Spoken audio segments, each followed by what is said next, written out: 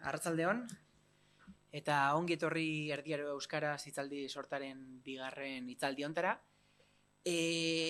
Aurrekoan, Eneko Tuduriren eskutik 14. mendeko artearen historian inguruan aritu ginen, eta gaurkoan arkeologiaren inguruan arituko gara, eta horretarako, Europako mugetatik haratago joango gara, niz eta Europako Al-Andalusen inguruan baita hitz egingo dugun.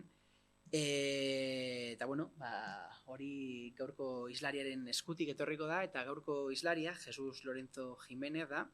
Jesus Lorenzo historiako doktoretza saria jaso zuen 2008. Urtean, eta arkeologo profesional gisa egin izan du lan 2009-tik 2011 aldirako Italian, Txiti Piskarako unibertsitatean.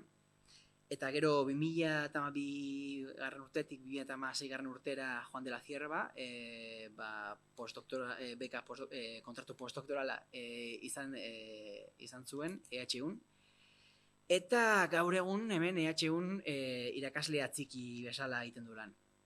Bere ikerketak Al-Andalusen zentratzen dira, Al-Andalus gizarte islamiar bat bezala ulertuta.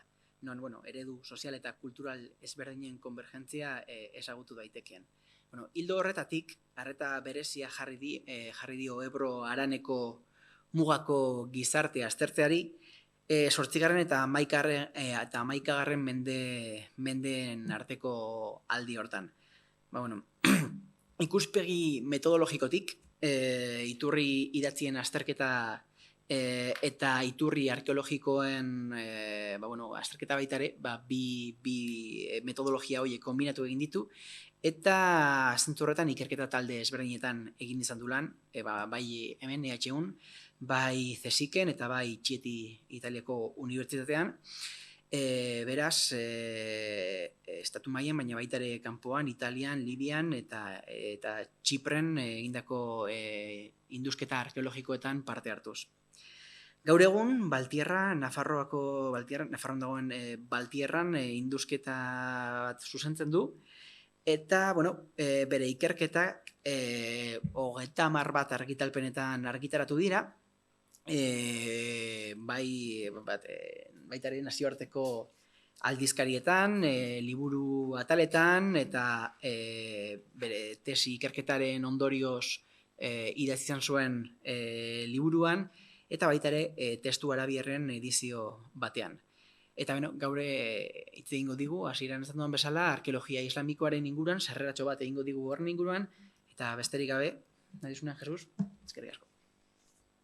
Bale, eskerrik asko zuri, Ekaitz, lehenik eta behin eskerrak emana dizkizut, zuri, Ekaitz, a ber, hori gorako plauta dagoa? Kendu dut haitxe. Bada pixka, eta dentari gotiko. Artxoin, maten doa behin. Bai, ondo?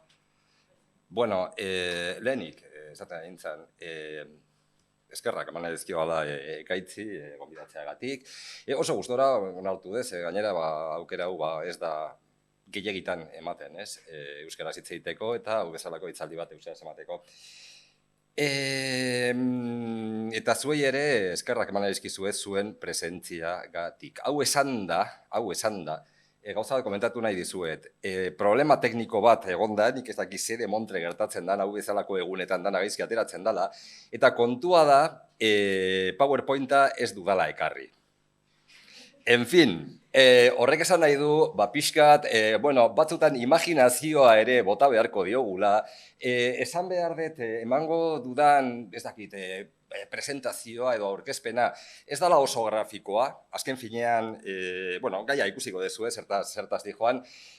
Hori delaetan ikusteet, egin daitekela PowerPointa erabili gabe. Horrek bai esan nahi du, nik PowerPointa niretzat dala eskema hori galdu dut, horrek esan nahi du, askotan irakurri egingo dudala. Espero dut hau, aspergarria izatea, gainera ikuste dut, aurpegi asko ezagunak direla, orduan ikuste dut gutxi gora bera, familian ez gaudela, baina ia bai. Bale? Bien, orduan, tituloa du arkeologia islamikorako sarrera bat jarri dio tituloa. Claro, hau bezalako titulo zabal batean dena pixka sartzen da. Horregatik erabaki duana zera izan da, problema espezifiko batzuk landuko edo komentatuko dizuet. Orokorrean, problema hauek arkeologiarekin daude erlazionatuta, baina baita ere, eta batez ere esango nukenik, batez ere arabismo delakoarekin. Ez da izango, beraz, astronategien zerrenda bat, baizik eta toki gutxi, haren testu inguru historikoari buruz hitz egingo dugu, bale? Islamiar arkeologia ari garenean, nahi eta ez bi osagai aipatu behar ditugu. Bata izango litzateke kronologikoa, erdi aroaren barruan kokatzen baita, ez dezagun ahaztu, Islama 623. urtean jaio zela, beraz, erdi aroan bete-betean. Beste osagaia geografikoa izango litzateke. Geografikoa aldi berean politikoa eta kulturala. Zergatik, ze arkeologia islamikoa, batez ere, Europatik kanpo dauden lekuetan garatzen da. Baina Europarrek zuzenduta daude, edo zuzenduta egon dira lan horiek. Orain dela gutxi arte behintzat. Eta baita ere, esan behar dut gaur egunean, jarraitzen duela horrela izaten. Ziurazki, kolonialismoaren erentzia delako. Salbuespena jakina izango litzateke Al-Andalus. Eta horrek justifikatzen du, gero, bukatzen duanean, edo zati lehenengo atala bukatzen duanean, atal espezifiko bat dedikatuko diot, bale, Al-Andalusi. Orduan, alde batetik, kronologikoki, jakina da, Erdi Aroko arkeologia, berandu iritsi zela arkeologiara. Ia 20. mendearen, 19. mendearen bukaeran. Arkeologia garai klasikora, 19. mendean, batez ere arkeologia garai klasikora zegoen mugatuta. Arkeologia klasikoak iragan helenistikoa edo erromatarra hartzen zituen, askoz jota bizantziar arora ere iristen zelarik, baina islamikoa beti kanpoan gelditzen zen. Hori da gertatzen dana, Erdi Aroko arkeologia, orain dela ez gehiagir arte, kanpoan gelditzen zela. Planteamendu hau, pentsamolde kolonialaren ondorio bat izango litzateke. Koloniak nolabait konkistatzea justifikatzen zuena. Zergatik, kontzeptu normalean kolonizatzailea edo konkistadoriak normalean kontzeptu abstraktuak erabiltzen ditu zertarako konkistatzeko. Hoiek zeintzuk izango lirateke, kasu honetan, zibilizazioa, kultura eta abar. Eta kultura hori 19. mendean baldin bagaude, kultura hori, nahita ez, latinez adierazten zen. Kolonizatzaileek horrela ikusten zuten, eta izan ere ikusten zuten beste hizkuntza guztiak, beste kultura guztiak, erromatarrak eta latinoak ez zirenak, nolabait barbaroak zirela. Haien artean jakina, arabiarra. Mundo arabiarrean sartu zen lehenengo Europar potentzia, 19. mendean, Frantzia izan zen. Napoleon Bonaparte, Egipto eta Siria konkistatzen saiatu zenian. 1789 urtean. Abentura horrek porrot egin zuen, baina hemen Frantziako joera ikusten da. Hemen hori izan argazki bat, bale? Orokorrean. Bueno, puntu hori interesgarria da. Frantziak konkistatzen zuenean, Napoleonek ere, bere ejerzituan, arkeologoak ere eramaten zituen. Egipto konkistatu zuenean, arkeologokin juntzan. Baina, zer gertatzen da, arkeologo horiek zer lantzen zuten, batez ere lantzen zutena, zan Egiptoko, Egipto klasiko faraoien Egiptoa ikertzen zuten, seguramente ezagutzen dezue Roseta Harria, eta pixkat, egiptiera irakurtzeko erabiltzen zen, nola azten dugu, kodigoa edo harri batean idatzita zegoena. Horrela gertatu zen Napoleon Bonaparteekin. Baina, esan duan bezala, saiatu zen, baina etzun, desastre bat izan zen espedizio hori, baina berriro ere, 1830an, Frantziak Imperio Otomandarri kendu zion Algeria. Konkistatu egin zuen. Zer gertatu zen? Frantzia Algeria konkistatu zuenean, Frantzia saiatu zela han zegoen iragan klasikoa erromatarra deskubritzen, ateratzen. Baina, klaro, hau pena bada, ze argazki ondo ikusten zen, baina ze gertatzen da, iragan klasikoa errekuperatu nahi baldin badezu, zer egin behar dezu, eta hemen arkeologo batzuk ikuste ditut, bakizue zer egin behar dan, azpikoa ezagutzeko goikoa kendu behar degula. Zer gertatu zen? Iragan islamikoa desagertu egin zela, gaur egunean esan daiteke Algeriako aztarnategi guztietatik. Badago toki asko, famatuena igual da Timgad izenekua, Timgad da hiri erromatar bat, baina, klaro, zein hiri erromatar izango litzateke hau? Frantsesek induskatu, garbitu esango genuke, ondoren utzi zutena. Horren gainean, pentsatu esakegu, Algeria islamikoa egontzela, baina hori betirako desagertu zen. Nolabait kultura hori ezabatu egin zuten, utzi zituen aztarnak.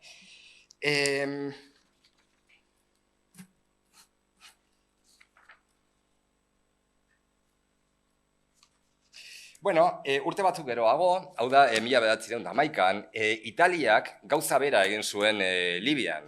Libian ikaragarria zen, zeren ikusten ziren aztarnategi guztiak ziren erromatarrak edo askoz jota bizantiarrak. Baina adibidez, mezkitak eta batez ere basiliken gainean egon zena desagertu zen. Zergatik arkeologo italianoek, hasieran 1911an, italianoak gero ere, italianoak baina gainera fascistak, garbitu zutelako iraganen zati hori ezabatu zutelako. Desberdin samarra izan zen Britainia Handiak aurrera eraman zuen kolonizazioa, ikuspuntu honetatik, arkeologiari buruzari gera hitz egiten. Lehenik, Britainia Handia oso berandu iritsi zen Afrikara eta Asiara. Gogoratu, gure mundua islamikoa izango litzateke horrela mugatu dugu, bakarrik Afrika eta Asia. Berandu iritsi ziren, Alejandriara iritsi ziren, 1875an, problema bat egon zelako Suezeko kanalarekin. Azkenian, Britainia Handiak erosi egin zuen kanala, eta hori dela eta Alejandrian gelditu ziren. Beste problema, egon zen, okupatu zuten, antzekoa izan zen problema, Egipto, berriro esaten dut, Imperio Otomandarrian zegoen, Iraken beste hainbeste gertatu zen, Basora hiriarekin. Baina batez ere, Inglaterrako edo Britainia Handiko kolonialismoarekin gauza bat gertatu zen. Ez dakit ezaguna dan, orain dela 10 bat urte hil zen Edward Said. Edward Said zen palestindar bat, estatu batuetan bizi zena, eta honek termino bat akuñatu zuen, terminoa izan zen orientalismoa. Orientalismoa ze izango litzateke, zera izango litzateke, nik bestea ezagutu nahi dut, zertarako konkistatzeko, eta behin konkistatuta, argi eta garbi dago lapurtzeko, hori da kolonialismoa, Hori da pixkat Britainia Handiko arkeologoekin gertatu zena. Eta arkeologo eta arabistekin gertatu zena, Izen batzuk gainera kuriosoak dauzkagu, oso jende berezia izan zen, lehenengoa izango litzateke ez dakit ezaguna da, Gertrude Bell. Gertrude Bell izan zen emakume bat, 1924an hil zena, suposatzen jaio zela bat, tipo 1850an, olako zeo zer, eta emakume hau, familia beratxakua zen, obviamente, eta Oxforden lortu zuen graduazioa. Hori izan zen gainera lehendabizikoa, emakume bat ari gera aipatzen. Emakume honek, bueno, arabiera ikasi zuen ondo, eta gainera farsi, persiera esan dezagun, eta hizkuntz pilo bat, baina kontua da, hasi zela ekialdera juten, bidaiak egiten, eta berak ere bere induzketak zituenan. Baina kontua da, eta hau izango litzateke jende honen ezaugarri nagusia, zerbitzu sekreturako lan egiten zutela. Vale? Pentsatu behar dugu, momentu honetan, bazegoela imperio asko. Britainia Handia, alde batetik, beste alde batetik Frantzia, beste alde batetik Otomandarra, eta baita ere, Bigarren Reich, Alemaniakoa, ez? 1871 sortua okerespan nabil.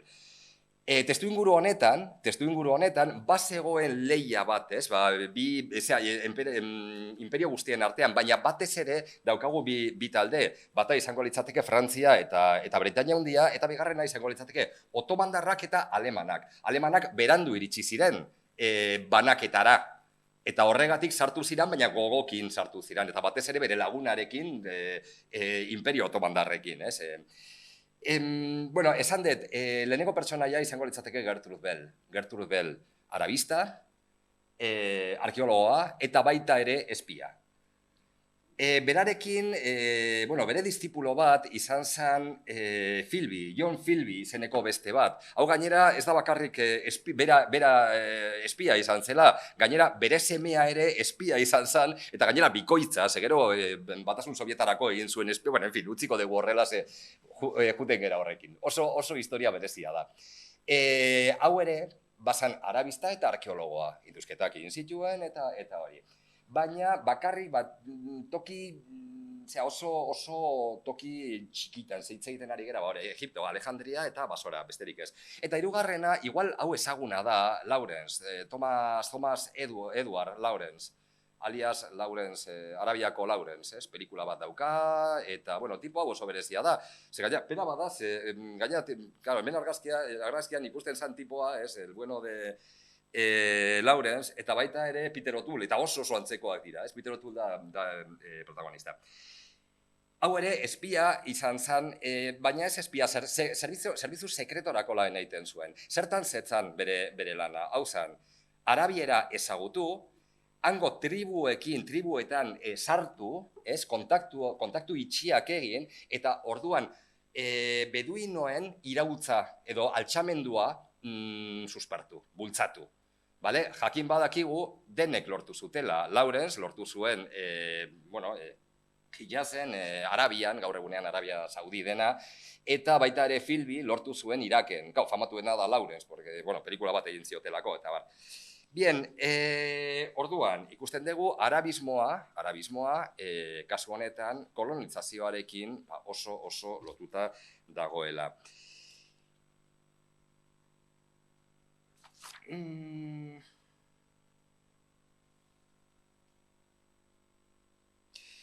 Hirugarren adibidea ekarri dudana, esan dut Frantzia, esan dut Britainia Handia, hirugarrena izango litzateke Alemania.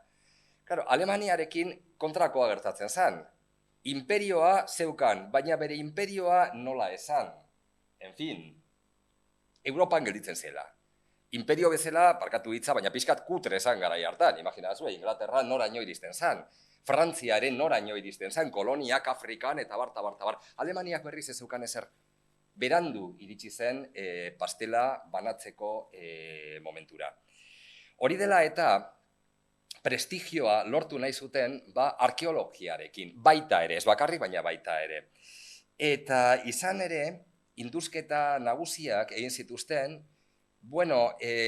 toki batzutan, hemen pena da argazkiak, oso politak dira, benetan, bi tokitan egin zuten. Bata izango litzateke Samarra, eta bestea izango litzateke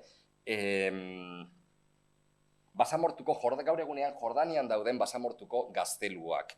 Samarrari buruz zer dakigu 9. mendearen erdian, kalifek, Bagdadeko kalifa Abastarrek fundatu zuten hiri bat izan zen.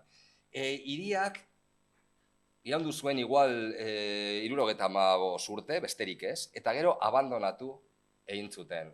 Baina kontua da, oso ondo ikusten dago Gelertzen, ze gaur egunean aztarnak ere ikusten dira, arearen azpian. 50 kilometro neurtzen zuen. Orduan, hiri bezala ikaragarria handia zen. Hiri horretan, kalifa bizi izan, bere burokrazia guztiarekin, edo guztiaz inguratuta. Abandonatu zuten hiria, urteak pasatu ziren, eta, otomandarren imperioan zegoen kokatuta, alemanak hasi ziren toki horretan induzkatzen. Bigarren tokia izango litzateke gaur egungo Jordanian dauden basamortuko jauregiak. Ikaragarriak dira jauregiak, garai hartan beti ikuspuntu monumental batetik induzkatu zuten. Zer esan nahi du honek? Honek esan nahi du interesatzen zaidala arkeologia, ondarea, monumentala delako. Monumentala ez dana, momentu honetan, 20. mendearen hasieran, ez da importantia, ez da garrantzitsua, ez du, gero hitz egingo dugu, ze hori buelta emango zaio irizpide horri. Bigarrena zen hori, Jordanian dauden basamortuko jauregiak. Badago bat, dana Qasr Mshata. Qasr Mshata ez dakit Berlinen egon zareten, baina Pergamoko museora baldin bazoazte, ikusiko dezue, ara eramaten zutela jauregi horren fatxada, zati haundi bat, oker espanabil 30 metro fatxada, eta 5 metro altuera, eraman zuten Berlinera. Hori opari bat izan zen, opari bat. 1903an, sultanak, sultan otomandarrak oparitu zion kaiserri, Guillermo Bigarrena, oker espanabil. Claro, ez zan bakarrik hori, ez dakit buruan daukazuen, pena, museo honetan ez dago bakarrik zati hau, gainera, oker espanabilan dago Zeusen temploa osorik dago, eta baita ere Istarko atea, hori da monumento sumerio bat. Imaginazue zenolako opariak egiten zituen zera honek, sultan honek. Baina imaginazue beste gauza bat, zeini bururatu zitzaion, ideiona zela, tren bat egitea lekutik, porque hau lekutan zegoen, Jafaraino harri guztiak erabateko banan eta jakinez bakoitzan nun zegoen, hor itsasontziratu, Veneziaraino iritsi, eta Veneziatik Berlinera trenez berriro. Lana ikaragarria da, baina momentu honetan, azken finean, fizikoki ez daukadana, ez simbolikoki euki nahi dut, ez? Horrela, Alemaniak olako monumentu ikaragarriak lortu zituen, bale?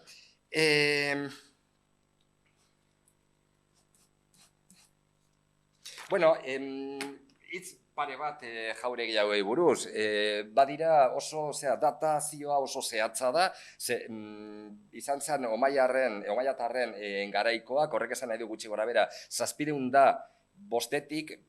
750 besterik ez gero, besteren bat dago galduta, baina ja horiek dira bastarrak, baina dira oso bereziak.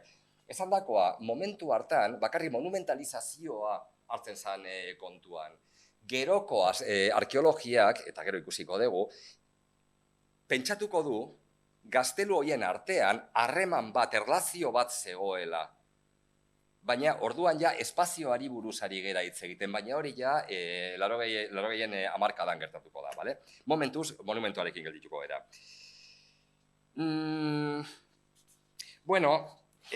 Horrekin bukatzen dugu Alemaniako, imperialismoa edo kolonialismoa, arkeologikoa, ez? Bakarrik, liburu bat azpimarratu nahi dut, da famatuena momentu honetan, eta gaur egunean, nolabait eskuliburu bat izaten jarraitzen du, ez? Da Creswell, naiz gogoratzen izan nola zeukan, Creswellen Early Islamic Archaeology, uste dut duela tituloa. 1920an idatzitakoa, eta gaur egunean jarraitzen du interesgarria izaten. Ze honek, hau izan zen, lehendabizi, testu arkeologiko bat egin zuena, argazki pilo bat dauzka, baina baita ere pixkat aruntzago joaten da. Deskribatzen duena ez da bakarrik berak ikusten duena, berak interpretatu ere egiten du. Egia da, kasu horretan, beti bezala ezinezkoa da momentu honetan, beti artetik ikusita, baina ez bakarrik, ja beste punto bat, pixkat aruntzago joaten da, zergatik interpretazioa ere egiten duelako, ez? Bueno, liburu hau esandakoa oso interesgarria izaten jarraitzen du.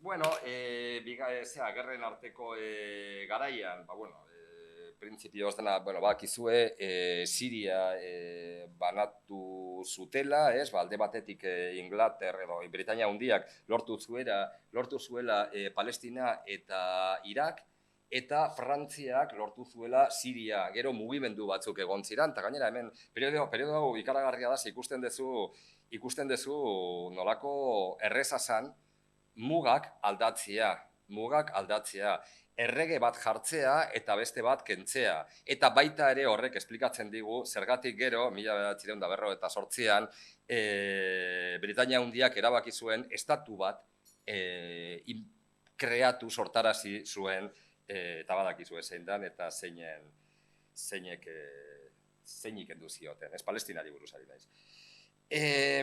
Bien, momentu honetan, arkeologia monumentala da, esan dugu askotan. Independentzia edo deskolonizazioarekin gauza bat gertatzen da.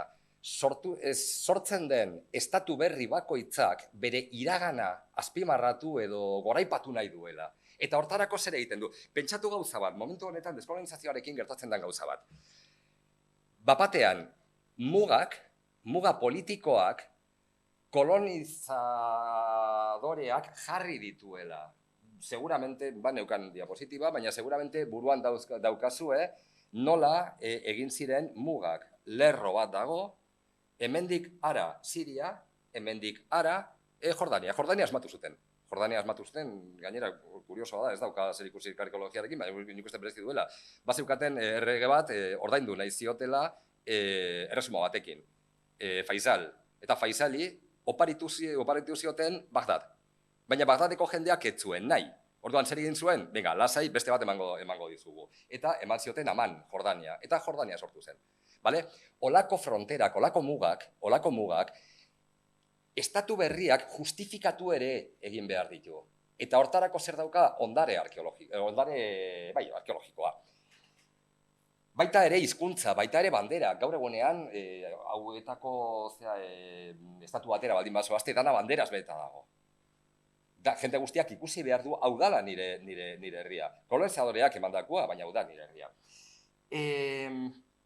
Zentzu honetan, jakina, monumentoak izugarrizko importantzia dauka. Zergatik, balio du zertarako, balio du erakusteko iragan bat daukazula.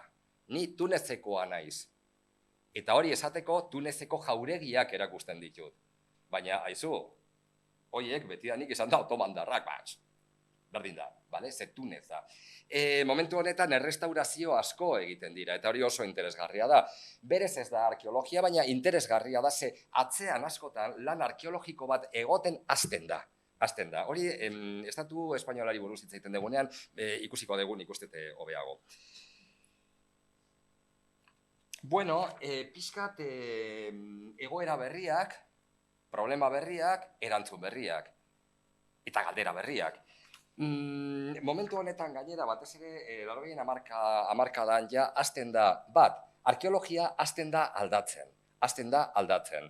Zergatik, ateratzen dalako estratigrafia deitzen dana adibidez. Orduan, ja, metodologikoki ere aldaketa batzuk ari dira gertatzen. Baina ideologikoki ere aldaketa desente ere ari dira gertatzen. Zergatik, arkeologia galtzen duelako bere zentzu monumentala. Bapatean, jende arkeologoak hasten dira buruari galdetzen. Haizu, baina monumentoetan jende noblea bizi zen, eta niri gustatuko litzaidake jakitea, jende xehea nola bizi zen. Horregatik momentu honetan hasten da arkeologiaren objektua hasten da aldatzen. Ja ez da monumentua, baizik eta Bueno, herriak, adibidez, landa esarmenduak, herriskak, momentu honetan adibidez, pena bat da, berriro, egiten da nomadismoaren arkeologia. Saiatu imaginatzen nomadismoa zer den. Nomadismoa izango litzateke talde bat urtaro batean hemen bizi da, baina beste urtaro batean beste toki batera juten da eta ara juteko zer egiten du desmontatu hasierako edo aurreko esarmendua beste toki batera juteko eta gero bueltatu. Eta gero jun eta gero bueltatu, oez. Hori da gaur egunean arkeologian adibidez Sinain, ari dira lan honekin. Saiatzen aurkitzen, olako esarmenduak.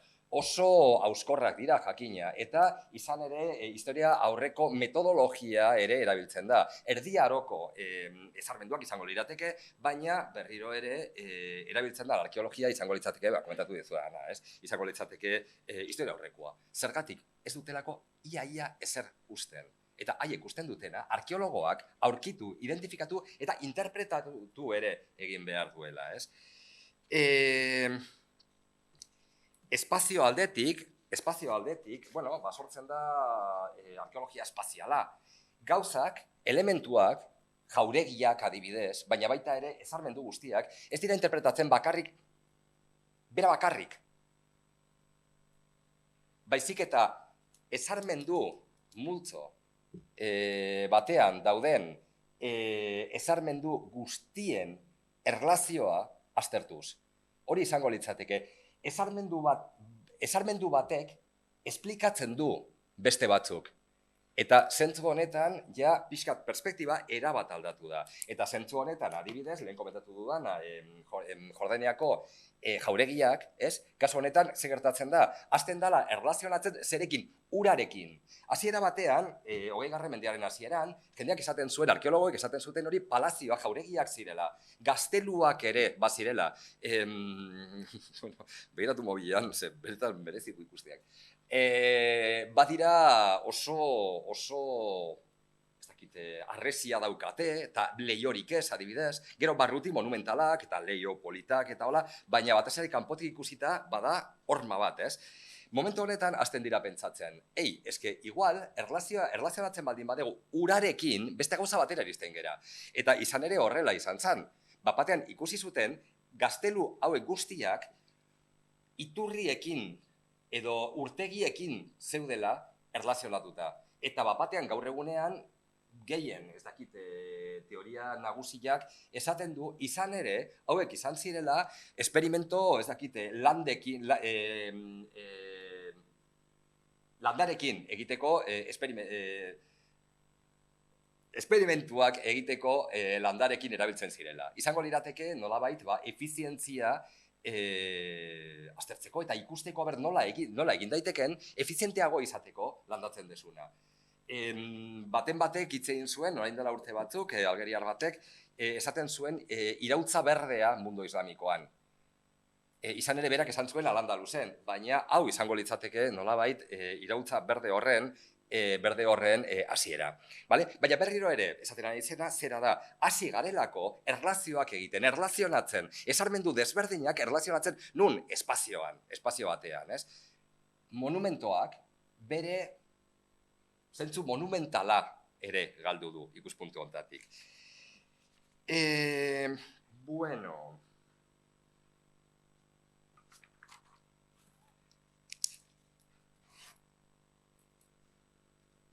Eta zer gertatu zen estatu espainolean? Gustatuko zitzaidan esatia Al-Andalusen, eta izan ere, adibide batzuk dauzkagu gaur egunean, Zein izango litzateke diferentzia? Obviamente, Al-Andalus izango litzateke estatu espainola gaur egunean, baita ere Portugal, baita ere Narbona ingurua, eta por cierto, beti azten zaigu Gibraltar, ere bai. Ze gertatu zen, estatu espainolean, arkeologia, arabismoa orokorrean, historia, toki guztitan, hau esatia da redundantzia, oso ideologizatuta zegoen. Esan dugu Frantziako kolonialismoa nola izan zen, estatu espainolean ere bai, jakina. Baina, zergatik aparte jarri dugu. Frantziak Inglaterrak, Alemaniak kolonizatzen dunean, kanpoan dagoen toki batera junda. Junda, kanpotarra den kultura bat aztertzeko, gero lapurtzeko, ze bestela zertarako jun. Penintsulan gertatzen dana da Espainia etzela potentzia kolonialista, eta gainera, aztarna arabiarrak bertan zeudela. Orduan, orain zer egiten dugu honekin? Bueno, urte askotan, Espainiako historiografiaren debaterik importanteena izan zen espainolen esentzia. Hau da, balgera moroak, ba algera mauroak, balgera arabiarrak, oez gera. Bai, ba gera, zergatik oso ozenki hitz egiten degulako. Esandakoa, esentzialismoak dira. Gaur egunean, zorionez, debate hori erabat ahaztuta dago. Baina, pentsatu behar dugu, ahaztu zela oindala 30-40 urte. Ez da gehiegi historiari buruz, historiografiari buruz hitz egiten degunean.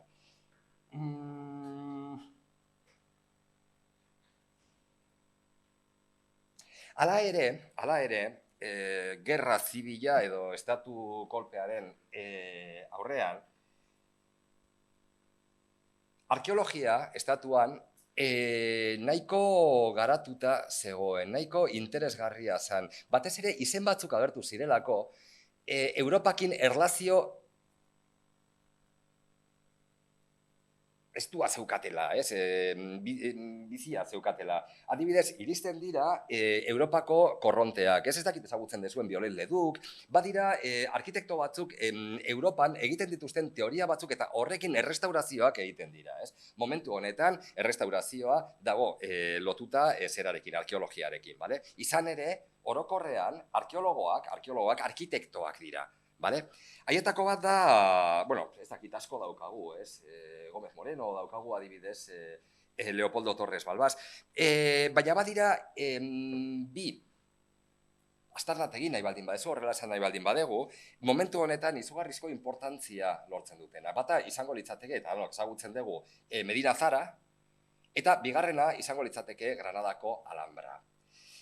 Medina Zara, bueno, tokia ezaguna zen. Medina Zara, historia kontatuko dugu bilerrotan, Medina Zara izan zen kalifa batek, Abdurrahman hirugarrena zuen izena, 936an egin zuen hiri bat.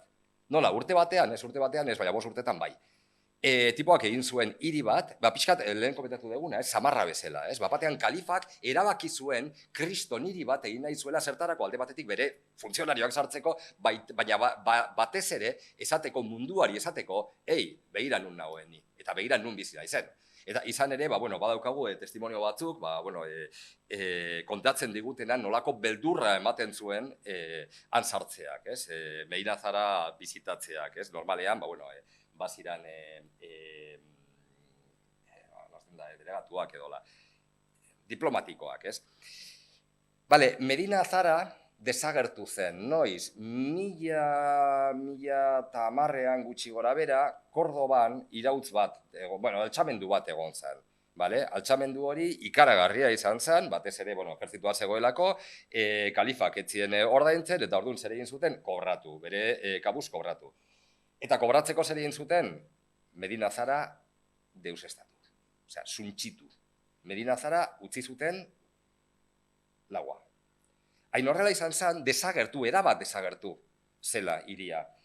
1911an, 1000 urte geroago, 1911an, jendeak jakin bazekien hor hiri bat zegoela.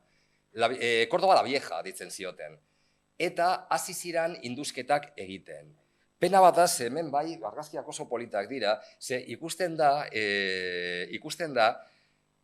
zein itxura zeukan gaur egunean ikus dezakezuena. Gaur egunean ikusten dezue, jauregi batzuk, eta baina garai hartan etzan ezer ikusten. Izan ere, induzkatzen hasi zirenean, argazki batean ikusten da, egiten zuten zuloa badakizue, mendi magalean dagoela, hola, hau guztiak kendu zuten, igual honek neurtzen du 10 metro sakonera. Horrek esan nahi du, gainean 10 metro destrukzio egon zirela. Hori ere, induzkatzen dugunean kontuan hartu behar degula. Ez kentzen ditugun estrato guztien atzean, desastrea hondamendia dagoela, bale? Kontua da, Medina Zara hasi ziren induzkatzen. Hogeta hamasei garren urtean gauzak aldatzen dira, baina ez gehiegi. Gero ikusiko dugu, anutziko dugu. Bigarren tokia izan zen Alhambra. Granadako Alhambra. Granadako Alhambran, argazkian ez da ikusten, Granadako Alhambran, 13. mendean, 14. mendean, 15. mendean ere bai eraikita, jauregiak, gazteluak, eta bar. Gertatu zen, mila laurogeita hamabian errege katolikoek konkistatu zuten, eta gero Carlos Boskarrenak bere jauregia egin zuenan, eta gero, erabilera desberdin izan zituen. 19. mendean hori abandonauta zegoen. Izan ere, badago idazle bat, Inglaterrakoa, Washington Irving, honek idatzi zuen liburu bat, bada dena historietas, ez? Pixkat, hola. Baina gauza bat ikusten da, han, nor bizi izan Alhambran, hijitoak. Hori ere, Malagako Alkazaban ere ikusten da. Eta hasi ziren tokia garbitzen eta tokia errestauratzen. Hango arkitektoa izena zuen Leopoldo Torres Balbas. Gero agoitze egingo dugu honi buruz. Mila 1936an, militarrek estatu kolpe bat eman zuten, herriak aurre intzion, eta hori dela eta gerra zibil bat piztu zen. Danok dakigu nola bukatu zen gerra hori, eta igual hemen idei bat daukagu. Danok ezagutzen dugu La Cruzada por Dios, eta hola, Frankok esaten zuena, eta askotan pentsatu ezakegu osagai islamikoa, arabiarra, baztertu zutela. Ez, kontrakoa. Frankorentzat, iragan arabiarra oso importantea izan zen. Zergatik garai hartan imperio bat egontzelako. Nik ere ez dute ondo egi ulertzen, baina hori interesgarria da irakurtzea liburua batak pazientzia baldin badauka. Unibertsitate honetan ezaguna da ustet Antonio Tobar izeneko pertsonai bat, ezaguna da filologo bezala, hau falangista amorratua izan zen, eta holako liburu bat idatzi zuen, ez? Kalifekin Espainia imperio bat izan zela, bale? Hori Frankok hartu zuen. Eta izan ere, zerrenda ez detekarri, fidatu behar zerate, Alhambrak, Medina Zarak, aurrekontuaren zati haundi bat eraman zuen. Oso haundia. Bakarrik, aurrean zegoena zan Ampurias. Ampurias da, grekoa da, kolonia bat da, baina kontua ez da zer dan, baizik eta zeinek induzkatzen zuen. Zein induzkatzen zuen zan olako Almagro bat, hau zana falangista amorratua bera ere, eta izan ere esaten da, induzkatzera juten zela pistola batekin. Ze bada espada igual gorri bat ikusten zuen. Horrela zan tipoa. Honek diru gehiago jasotzen zuen, beste guztiak berriz ez. Numantzia, bezalako toki batek adibidez, gutxi jasotzen zuen, diru gutxi, eta Numantzia zan mito espainol bat, ez? Medina Zara jarraitu zuen dirua lortzen. Torres Balbas, hau libratu zen, jun ziran bera harrapatzera, baina ez zegoen Granadan, bestela egongo zen orain Federico García Lorcarekin, batek dakinun, baina hau libratu zen bai, baina kontua da gelditu zela erabat baztertuta. Ezagutzen dugu bere obra, berak jarraitu zuen lan egiten, baina aldizkari batean, Al-Andalus izeneko aldizkari batean, bale? Jende guztiak errespetatu egiten zuen. Momentu honetan, esan dut, arabismoa ere oso eskuinekoa da, oso eskuinekoa da. Aldaketa noiz gertatu zen, 1975. Franco ha muerto, que dijo el otro. Franco zendu zen.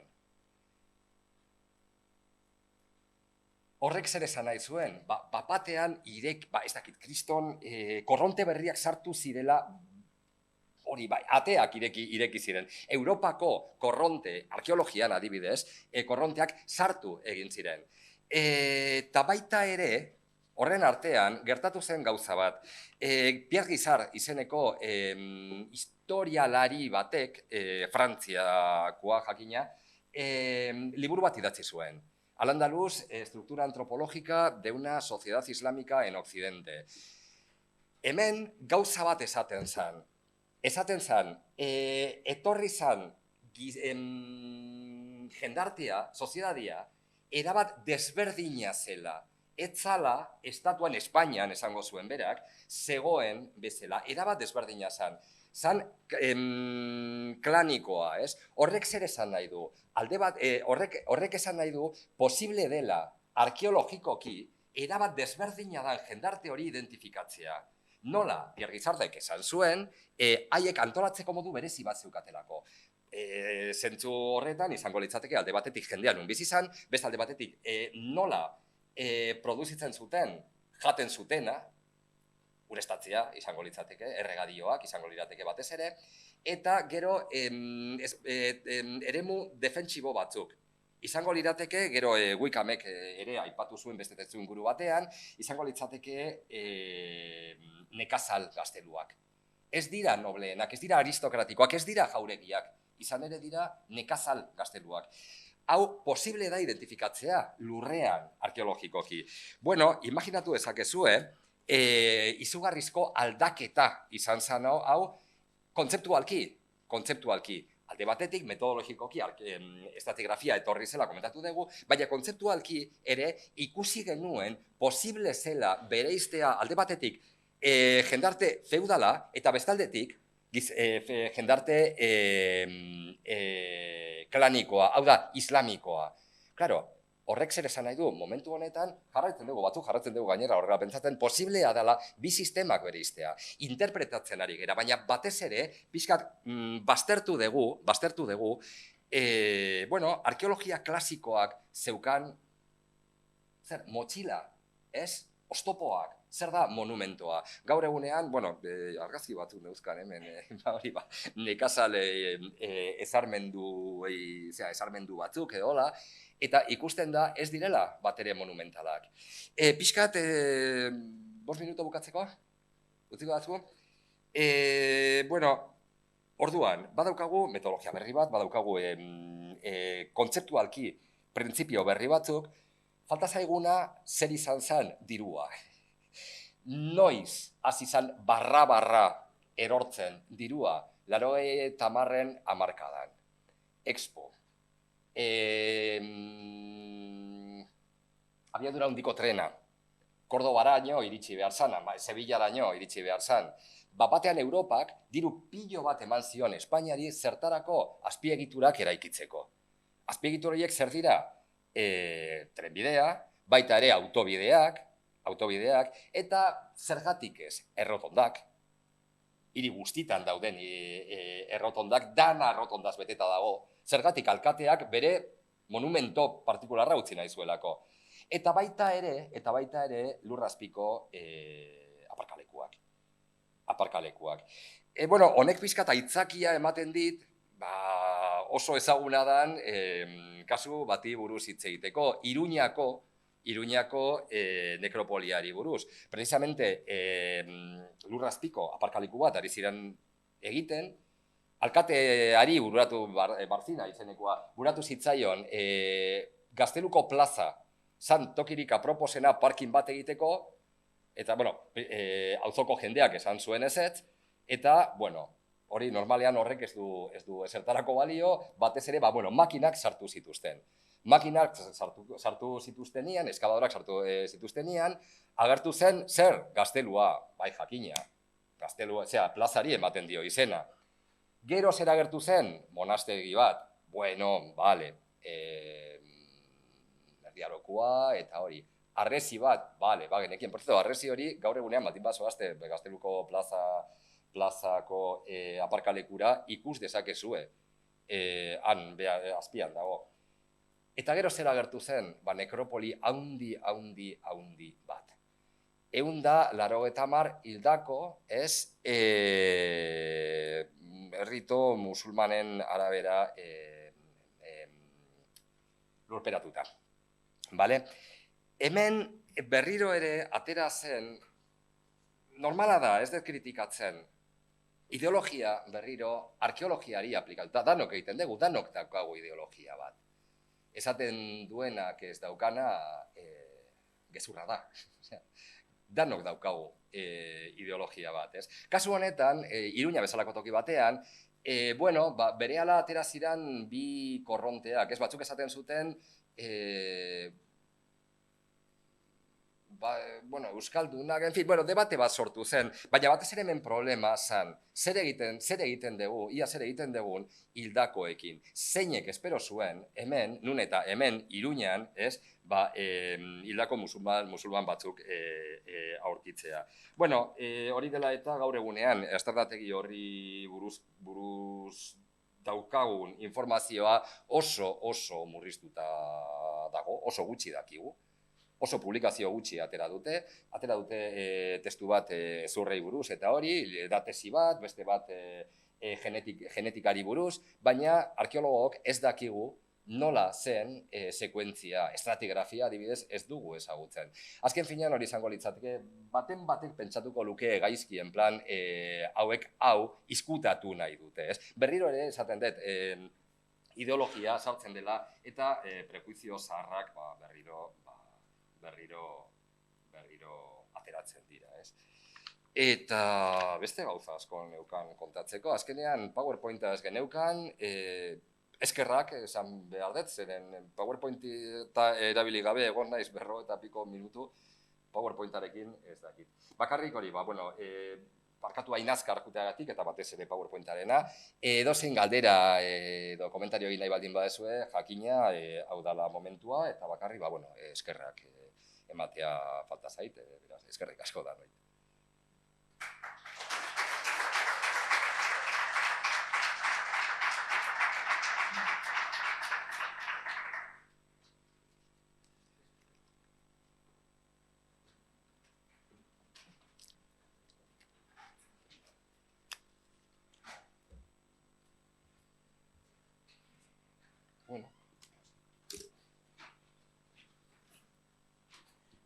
Eskerrik asko, Jesus, itzalteagatik. Orain galderarik baldin badago edo norbaitek zer komentatu nahi badu, orain aukera daukazu,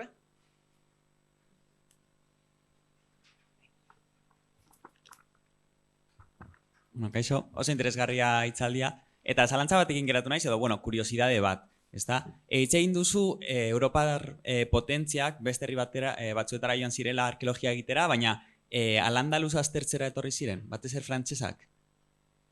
Keba, hori gainera eski kurioso da, zeren Al-Andalusen inoiz, 80 hamarkadan sartu ziren frantsesak, baina oso jende gutxi eta gainera oso berezia da sartu zen jendea, baina inor etzan sartzen Al-Andalusen. Seguramente arrazoia da hori, etzala toki bat konkistatzeko. Eta horregatik, esate dizute frantsesak, baina eske inglesak, alemanak, etzan inor sartu. Eta kontrakoa ere gertatu zen. Espainian, esan ezagun horrela, Espainiako arabistek ez zuten landu adibidez Siria. Ez da pentsatu ere, izan ere, arabista famatuenak gelditu ziren beti Al-Andalusen. Al-Andalus momentu horretan, aldarrikatu nahi zuten, esan dugu pixkate eskuinekoa zirela, Al-Andalus Espainia zela, la Espainia musulmana, askotan ikusi dugu, kontzeptu hori. Orduan hori, horrek esan nahi du bakarrik espainolek lan egiten zutela Al-Andalusen, eta bakarrik espainolek Al-Andalusen, eta espainolak bakarrik Al-Andalusen.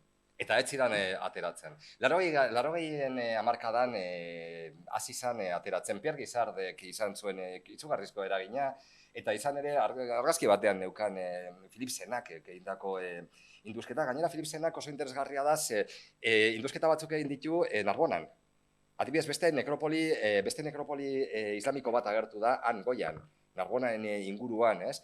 Eta hori ere oso interesgarria da, baina ez erantzuna izango litzateke, orain dela gutxi arte, ez. Bueno, galdetzen nuen, ze 19. mendean, arkeologia klasikoan eta batez ere aurre klasikoan, kultura iberoa pila egon ziren. Eta adibidez, Gibraltarreko estretxoan bertan, baita ere, Belo Claudia. Belo Claudian, bai, bertan, ingelesak uste dut egon zirela, Bai. bertako itsasontziak vigilatzeko eta. Bai, toki ederra induzkatzeko, Bai, espiak eta horren. Eskerrik asko. Bale, eskerrik asko. Beste galderarik edo iruzkinik? Agian arkeologo azaren eginen kontatu baldikuzu zeo zer Baltierran inguruan eta zure induzketa propioan inguruan. Bueno, Baltierra. Tuteratik gertu, 14 kilometro da.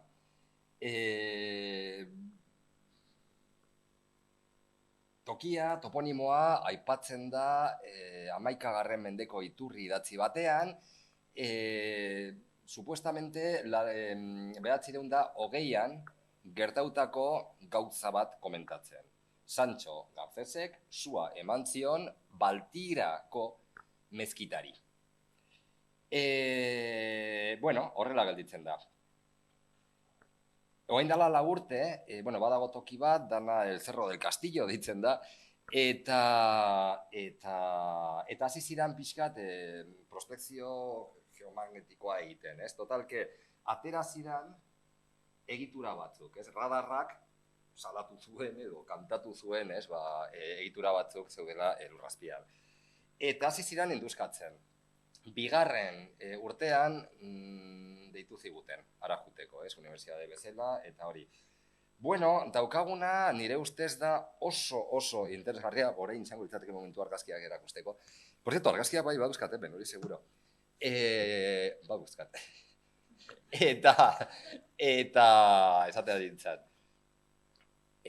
Bai hori, hasi ginen, eta karo, handaukaguna oso interesgarria da gaur egungo arkeologiaren arabera.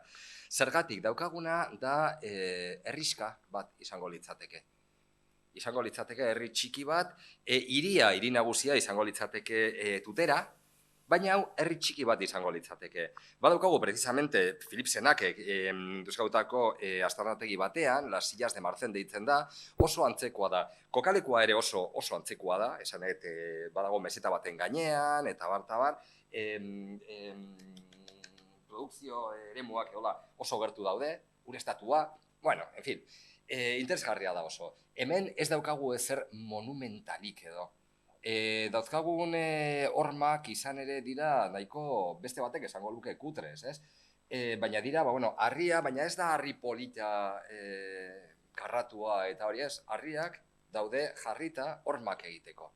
Eta orduan, kontua da, momentu honetan aztarnategia oso handia da, gutxi gora bera 100 metro luzera eta 60 metro zabalera, por cierto, hemendik eta hemendik amildegia, osea, badago meseta baten gainean, eta momentuz oso gutxi induzkatu dugu. Bakarrik daukagu, zundaketa bat, oker espanabil, 10 bider 20 metrokoa. Orduan, gutxi da, baina dena dela ja, asmoa izango litzateke, urrengo urteotan, estensioan induzkatzea, momentuz hori da daukaguna. Ateratzen zaiguna zer da, alde batetik, ezarmendu kalifala, igual emirala ere bai, emiral horrek esan nahi du, izango litzateke, 7., 8., 9. mendeak, bale? Eta kalifala izango litzateke 10. mendea bakarrik, bale? Daukagu sekuentzia osoa, printzipioz, 9. mendetik aurrera. Gero ere, beste toki batzutan, Burdin Aroko pieza batzuk agertu dira, baina hori ni pixkat kolokan jarriko nuke. Printzipioz hori da daukaguna aztarnategian. Esandakoa, herriska bat da eta zentzu horretan oso interesgarria da. Ez dugu, problema da, udaletxean, udaleko jendeak beti esaten digu, urrea aurkitu dugun, monumentua, eta beti da, nola, zer aurkitu dezue? Eta beti zer asmatu behar dezuen, pues una bolsa con 200 kilos de oro, jaja, jiji. Baina, printzipioz guretzat aurkitzen ari garena hori baino askoz importanteagoa da. Ze ikusten ari garena da jendea nola bizi zen, nun, eta fase asko daukagu, ez dakit, bilakaera, azken finean, hori arkeologiak esaten diguna, objektu batek gauza bat esaten digu. Arkeologiak mugimendua dauka eta horregatik prozesu osoa kontatzen digu, ez? Hori da arkeologiak daukan interesgarriena, ez prozesua, era. Eskerrizko. Galderarik edo? Ez? Bale, ba. Honekin bukatu dezakegu eta gonbidatu nahi zaituzte hurrengo hilabetean azaroak 15 uste jartzen duela, bai? Azaroak 15ean hurrengo hitzaldia izango dugu, Janire Castrillok emango diguna, Berdiaroko Euskal Herriko emakumeen ingurukoa. Eta, bueno, besterik gabe, eskerrik asko Jesus emandako hitzaldiagatik.